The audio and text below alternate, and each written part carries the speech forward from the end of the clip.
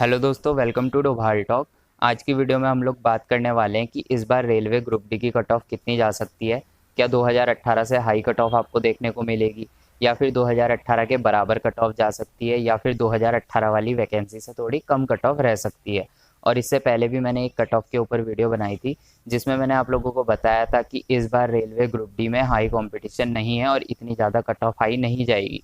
लेकिन यार बहुत सारे स्टूडेंट्स मेरे ऊपर विश्वास नहीं कर रहे थे, तो उन सभी स्टूडेंट्स के लिए आज मैं प्रूफ लेकर आया हूँ कि कंपटीशन हाई नहीं है और कट ऑफ हाई नहीं जाएगी। लेकिन इसके लिए वीडियो को आपने पूरा देखना है, और वीडियो अगर आपको पसंद आती है तो वीडियो को लाइक भी जरूर करना है। टेक्स्ट बुक में फिर से स्टार्ट हो चुका है विन विन वीकेंड ऑफर, जिसके अंतर्गत आप लोगों को पूरे 18 महीने का टेक्स्ट बुक पास मिलने वाला है।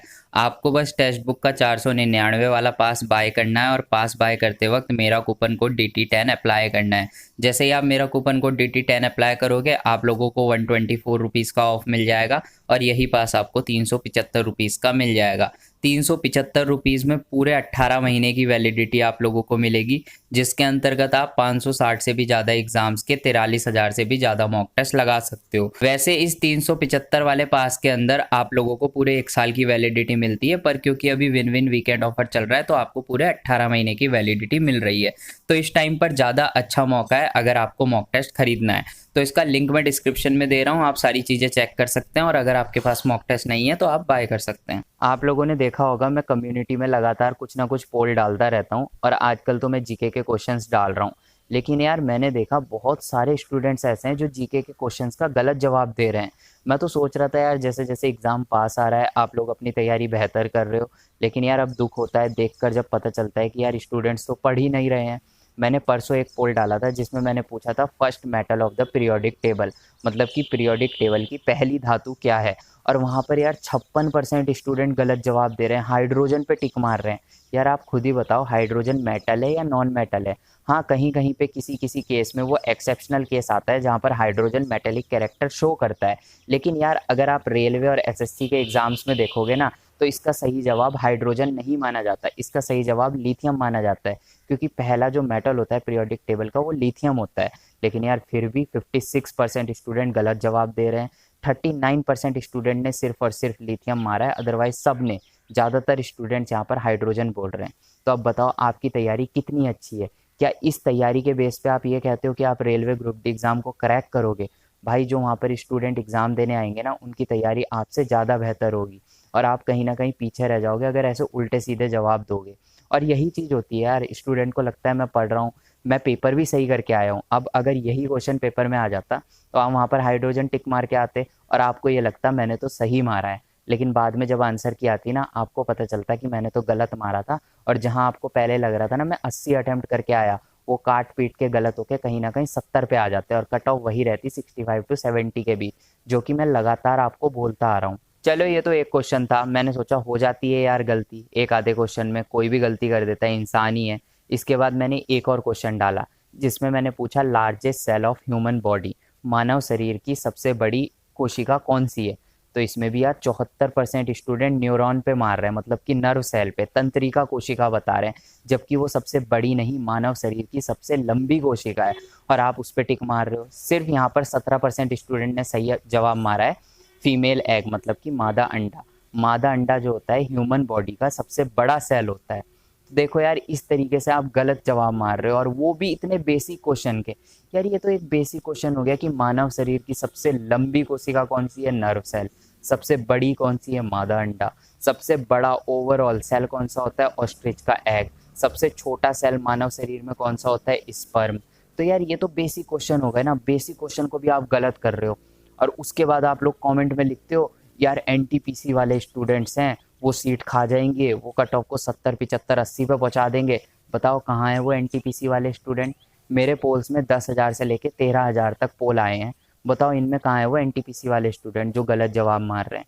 तो यार मेरे कहने का मतलब सिर्फ इतना सा है कि इतना ज़्यादा कंपटीशन नहीं है। आप लोग ना डिमोटिवेट हो जाते हो, घबरा जाते हो चीज़ों को देख के, डेटा को देख के। सोच रहे हो एनटीपीसी वाले स्टूडेंट्स का एनटीपीसी में नहीं हुआ तो इसमें हो जाएगा। मैं क्यों यहाँ पर साइंस के क्वेश्चन डाल रहा हूँ? साइंस के क्वेश्चन में इसलिए डाल रहा हूँ क्योंकि साइंस ही एक ऐसा सब्जेक्ट है जिसके दम पे आप एनटीपीसी वाले स्टूडेंट्स को हरा सकते हो।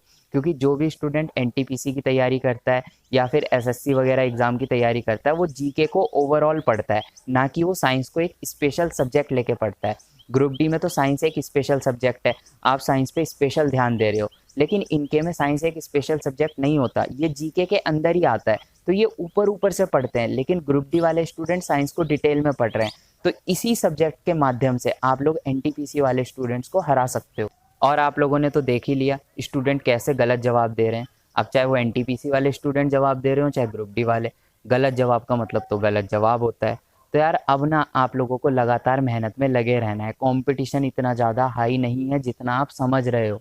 अगर 1 करोड़ से ज़्यादा फॉर्म भरे गए हैं ना, तो 1 करोड़ से ज़्यादा स्टूडेंट वहाँ पे एग्ज़ाम देने नहीं आएंगे। एग्ज़ाम देने वही 50-60 लाख स्टूडेंट ने आना है, जिसमें क्वालिटी ऑफ स्टूडेंट बहुत कम है। अब ये गलत जवाब क्यों आ रहे हैं? इसीलिए तो आ रहे हैं कि क्वालिटी ऑफ स्टूडेंट कम है। अगर यहाँ पे क्वालिटी ऑफ स्टूडेंट होते तो क्या वो गलत जवाब देते? वो एक तरफ से सही जवाब देते। लेकिन यार क्वालिटी ऑफ स्टूडेंट पहले ही कहीं ना कहीं सेलेक्ट हो गए। कुछ एनटीपीसी में सेलेक्ट हुए, कुछ 2018 वाली वैकेंसी में चल गए, कुछ अदर एग्जाम्स में चल गए, कुछ कोई और जॉब कर रहे हैं, कुछ प्राइवेट जॉब पे हैं, कुछ यार अपना बिजनेस सेटअप कर लिया, क्योंकि फॉर्म 19 में भरा गया था, एग्ज़ाम 22 में हो रहा है। तो हर कोई स्टूडेंट इतना वेट नहीं कर पाता ना। तो क्वालिटी ऑफ स्टूडेंट इस लड़ाई से लगभग बाहर है। सारे क्वालिटी ऑफ स्टूडेंट बाहर नहीं हुए हैं, लेकिन लगभग बाहर हैं। अगर आप लोगों की 1 लाख वैकेंसी है ना, तो मैं साफ साफ कह सकता हूँ 1 लाख में से 30 से 40 हज़ार स्टूडेंट एवरेज सेलेक्ट होंगे, जो कि पढ़ाई में एवरेज हैं और पढ़ाई में वीक हैं। पहली बात तो मेरी ये सुन लो कि कोई भी यार पढ़ाई में वीक नहीं होता है। उसके वीक होने का ना कुछ कारण होता है। या तो बचपन से उसका पढ़ाई में बेस अच्छा नहीं रहा होता, या उसे इस तरीके का इन्वायरमेंट नहीं मिला होता कि वो अच्छे से पढ़ाई कर सके, जिस वजह से उसके बेसिक कॉन्सेप्ट क्लियर नहीं होते। और हम लोग और टीचर्स भी और स्टूडेंट भी खुद को समझ लेते हैं कि हम वीक हैं, लेकिन यार वीक नहीं होते हैं। अगर आप डिटेल में पढ़ाई करोगे, बेसिक कॉन्सेप्ट को सीखोगे, तो यार आप वीक क्यों रहोगे? आप एवरेज स्टूडेंट में या फिर टॉपर स्टूडेंट में आ जाओगे। अब जो टॉपर स्टूडेंट होता है उसमें अलग क्या होता है? उसमें कुछ भी अलग नहीं होता, बस उसके बेसिक कॉन्सेप्ट क्लियर होते हैं। उसको जो भी क्वेश्चन आप दोगे उसे बेसिक कॉन्सेप्ट आता है, वो उसको सॉल्व करके आपको पकड़ा देगा, और आधे से ज़्यादा वो प्रीवियस ईयर रट लेता है, तो बस वो टॉपर बन जाता है। और आप डरते रहते हो कि मैं एवरेज हूँ। तो एवरेज समझ के या वीक समझ के खुद को नहीं डरना है। इस बार आपका सिलेक्शन होगा, चाहे आपके मॉक टेस्ट में 40 मार्क्स आ रहे हो चाहे 50 मार्क्स आ रहे हो। आपको लगातार मेहनत करते रहनी है, अपने माइंड के ऊपर ना प्रेशर नहीं आने देना। चाहे 40 मार्क्स आ रहे हो, इसको बढ़ाने की सोचो। जितने बढ़ जाएं एग्जाम तक अच्छे हैं, नहीं भी बढ़े तो इस माइंड से एग्जाम को देना है। नहीं जी, मॉक टेस्ट में चाहे मेरे 40 ही आते हो, यहाँ पे एग्जाम में मैं 60 नंबर लेके आऊँगा। और अगर आप 60 से 65 के बीच या 65 से ज़्यादा नंबर लेकर आ गए ना, बहुत हाई चांसेस है कि आपका सिलेक्शन हो जाएगा। किसी किसी जोन में 60 में सिलेक्शन होगा, किसी किसी में 65 में, किसी किसी में 70 तक जा सकता है, जो ज़्यादा ही हार्ड लेवल वाले जोन है। लेकिन इससे ज़्यादा कट ऑफ मुझे तो नहीं लगता जाएगी। और तुम कमाल देखना इस बार, अगर 65 प्लस मार्क्स लेकर आ गए ना तो कमाल देखना, सीधा मिठाई खिलाना फिर तो यार, क्योंकि सिलेक्शन अपना पक्का समझो। तो लगातार पढ़ते रहो, इतना ज़्यादा कंपटीशन नहीं है, कट ऑफ भी इतनी ज़्यादा हाई नहीं जाएगी। या तो 2018 के बराबर जाएगी या 2018 से कम रहेगी। 2018 से ज़्यादा जाने के चांसेस बहुत कम है। तो लगातार पढ़ो, मिलते हैं अपनी नेक्स्ट वीडियो में, तब तक के लिए बाय।